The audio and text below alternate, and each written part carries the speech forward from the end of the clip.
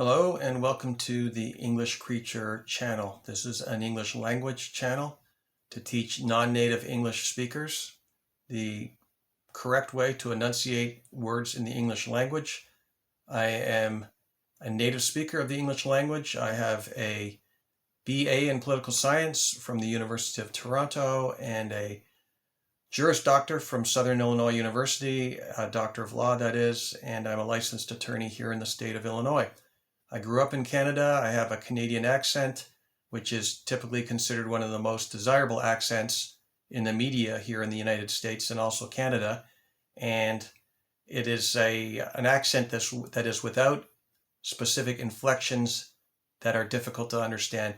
Pretty much anybody that speaks English can understand me, but sometimes people with regional accents like Southern accents in the Southern United States and parts of England, I may have more difficulty trying to understand them. So this is considered the most desirable accent of all, in my opinion, and the opinion of many others, particularly in the media.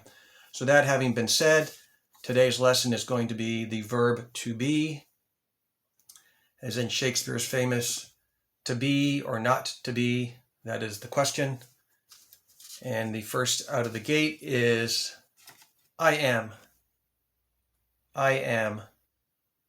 The contraction of that when you speak it is I'm.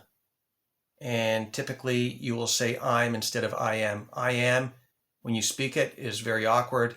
Everybody will say I'm, either in the United States or Canada.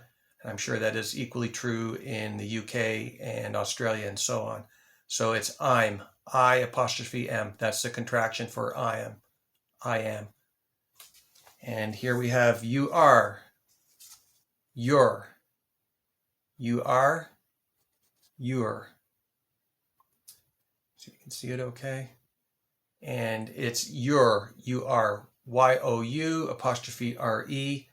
Make sure if you're writing it that you put the apostrophe in for your as in you are, because many native speakers here, they make the mistake in writing it to avoid the apostrophe. They spell it Y-O-U-R, your, which is a possessive, which means your briefcase, your table, something that belongs to you.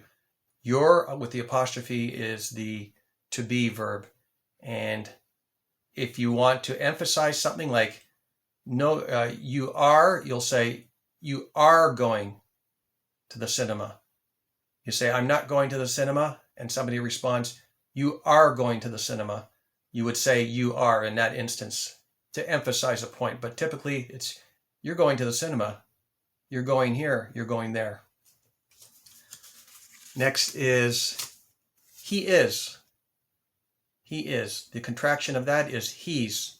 He's going to the cinema. He's not going to the cinema.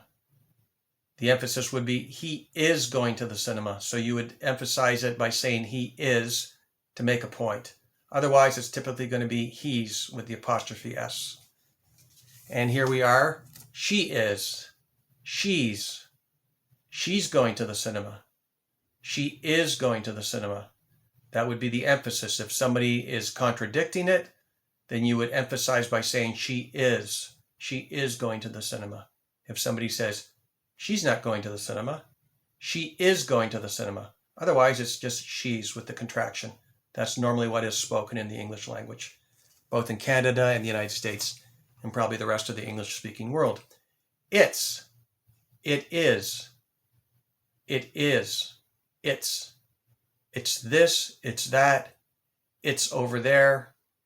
It is a typical expression, it's, and you use it in many, many instances to refer to an object. It's here. It's there. It's everywhere. And we have we are.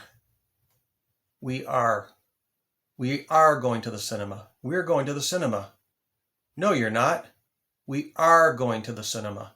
So you would say we are as a point of emphasis in the spoken word. Otherwise, it's typically the contraction we're. We're going to the cinema. And last but not least, they are. They're going to the cinema. They are going to the cinema. They're not going to the cinema. They are going to the cinema. So it's typically there. not to be confused with their, T-H-E-I-R, their, which is possessive. That's their suitcase.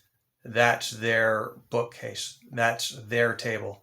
It means it belongs to them, something that belongs to them.